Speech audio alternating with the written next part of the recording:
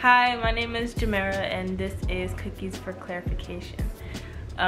It's pretty much a series where I eat cookies and explain just the title track of new releases.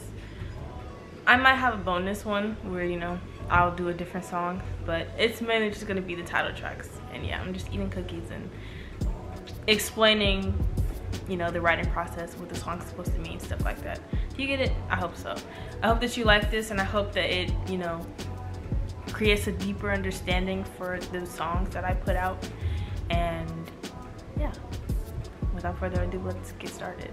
The cookies that I'm gonna be eating today are my favorite Chips Ahoy Reese's 2-week cookies. These are my favorite. I promise you they are. Like, I would tear a whole packet of these up. But I've been holding myself back so that I can make this video and I have enough to eat while I explain the song. So the song that we're going to be talking about today is Crybaby. Crybaby is released on the 19th of July 2024. Hi, so I meant to say that I'm talking about the song Crybaby, which is on the EP Crybaby, and then give you the information about the EP, but because they have the same name, I get them mixed up. I want to clear that up because it definitely sounds confusing. Please accept my apology. And it is a pretty much mini EP with 3 songs. What is Love, Crybaby, the title track, and then Oh Okay. When I was writing when I was coming up with the songs and pretty much deciding on how I wanted the release to be and like arranging the songs in their order, I was thinking of it like a sandwich kind of. What is Love is a 1-minute song. Oh Okay is a 1-minute song. And then Crybaby is like 2 minutes, 3 minutes. I can't remember, I'm sorry. So I was like, let me put the short song and then the, longer song, then another short song, and it's like the sandwich. So like, What is Love and Oh Okay are like the bread, and then Crybaby is, the meat and the cheese and the lettuce and the toppings or whatever. I also, by the way, this is a funny analogy anyway because my job, where I work at a sandwich place, so it's funny, but that's beside the point. Anyway, yeah, that was the thought process. Like a little sandwich, What is Love? It's like, oh, okay, short, sweet, this is cute. And then Crybaby, oh, this is long, this is vibey, whoa, whoa, whoa, fall in my emotion. And then, oh, okay, which is like, okay. It's a good way to end off. So it starts, so the emotions start at high, and then, they end at the emotions that you feel when you listen to Oh Okay. And now that I explained the writing process, the thought process of arranging the songs in their order for the EP, I'm gonna start explaining Crybaby and how I came up with the song and how it was written and whatnot. So I'm gonna open up my Rainbow Unicorn book, and she's gonna help me stay on topic because without her, I would not stay on topic and I would start rambling. Now we're gonna open up the cookies and I'm gonna start explaining stuff. So first cookie, first question.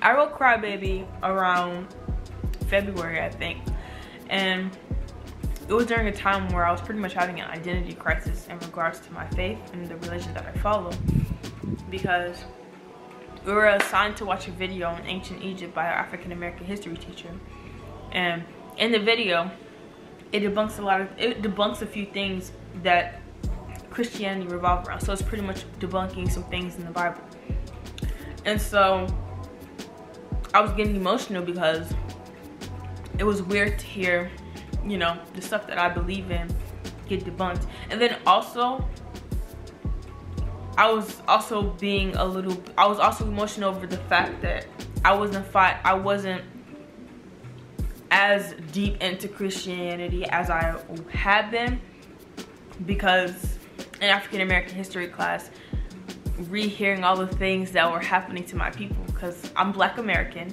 If you don't know, I'm Black American. But hearing the things that happened to my people in my history class, being sorry, mainly being done by people who identified as Christian, it was kind of hard for me to just sit there and continue to be behind the faith and identify with it. I still believe in God, happily. Will never not deny the idea of God and Jesus dying on the cross for me. But it was also hard for me to wrap my head around wanting to be identified as a Christian when the majority of them and the faith itself has caused my people so much pain, and it's still causing us pain today. And I don't want to shame anyone who is deep into Christianity or nothing like that. I don't want anybody to try to change their views. It's all about you, and you do your research, and that's your business. Point blank, I'm not going to shame you for it. But like I said, it was just hard. It's just hard to identify with it when there's so much pain tied to it, and it's still pain from today. I hope you get that. I hope you understand. So, sorry. They're letting off bombs, I guess. But I wrote the song because I was really emotional about that, and it was just, you know, hard to kind of accept. So I started to cry, and I got teary-eyed. I'm like, I'm such a crybaby. And so that's how the title came about and the lyrics. Crybaby is pretty much about me crying over the fact that I wasn't as into my religion as I was, but also the fact that I cried about my religion no matter what. It's two different things it's about, if that makes sense. Like, even before the whole video thing in college and whatever, whenever people would talk about, you know, Jesus or God, I was getting emotional. My eyes would water, and they still do, and I don't know why. I really don't know why they do that, but I've always been emotional. I've always been emotional when it comes to it, and so I was just like, you know what, let me write about that. I am a crybaby, and that's how Crybaby was born. Oh, I looked a little greedy. Why I wrote it, I think that also tells you why I wrote it, because I was emotional about it. But I also wrote it vaguely, so it could mean anything. So it might not be about religion for somebody else. It might be about talking about family or something like that. I wrote it in a vague way so that more people can relate to it, you know. But it's, you know, I wrote it about crying about my religion, and, you know, being emotional when it comes to my religion, and being emotional because I wasn't as into my religion as I was, if that makes sense. I hope I don't sound confusing. Sorry, y'all. Okay. One interesting story that immediately comes to mind when it comes to this song is, it's not even about the writing process, it's about the recording process.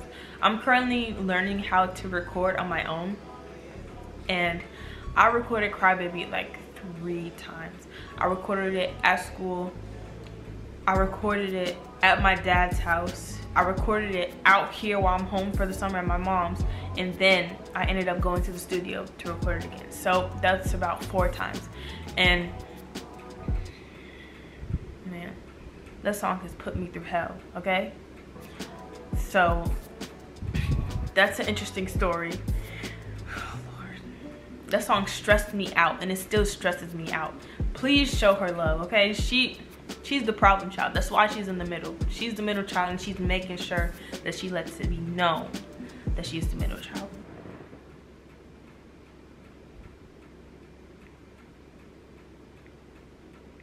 And what do I want you guys to feel when you listen to this song? A deep connection to it, in a way, in relation. I hope I used that right. Because like I said, I wrote it about my situation specifically, about my ties with religion and everything like that, but I wrote it vaguely so that other people can relate to it. So I hope that it's vague enough for you to put it in your situation and relate to it, and, you know, form a deeper connection with the song and like it, you know. So maybe you're a crybaby just because I'm also a crybaby just because. So now I'm not listening to it because I cry every time religion is mentioned. Now I'm listening to it because I just cry. Because I can. You know? Something like that. I hope you understand what I'm talking about, and I hope you get it, okay? And to end it off, what are my expectations for Crybaby? I just hope she's as loved as I love her. You know? I'm not gonna lie, I don't like her that much. But that's a different story for a different time. I do hope that people like the song and can relate to it like I want. I hope that even though the lyrics are kind of like down, people can still jam to it because it has a nice little sound to it. I hope that people, I just hope that people like it, and I hope that it gets me to the next step in my career in regards to music. I hope that this is the one that does it, and if it's not, that's also okay. It's all a learning experience, and I hope that the things that I've done in regards to this project help me and train me to be even better when it comes to my next project, if that makes sense. And the last thing I want to say, I'm gonna need a cookie too, another cookie. And the last thing I want to say is thank you so much for watching this video. I hope you liked it. Sorry if I'm a little awkward. Sorry if I probably didn't eat as much of the cookies as I probably should have or was expected, because I totally forgot. Or maybe I didn't. Maybe it was enough. I don't know. I'll figure it out when I edit this. But I hope that because you learn this knowledge, you form a deeper understanding to Crybaby and you listen to it differently, if that makes any sense. Thank you so much for watching. Enjoy this cookie. Well, I bit this one. Enjoy this cookie. The first thing I want to say as I edit this video is I definitely ate enough cookies. It looks perfectly fine. And second of all, if you have a peanut butter allergy, do not eat that cookie. Don't take that cookie that I gave you, because you could die. And I don't want that to be on my conscience that I did that. So respectfully, decline the cookie. Thank you. Thank you so much for listening to me. Go ahead and listen to Crybaby. Send a link in the description. And also listen to her sisters or the sandwich bread, whichever one you consider them as. Thank you so much for watching. Bye bye, love you.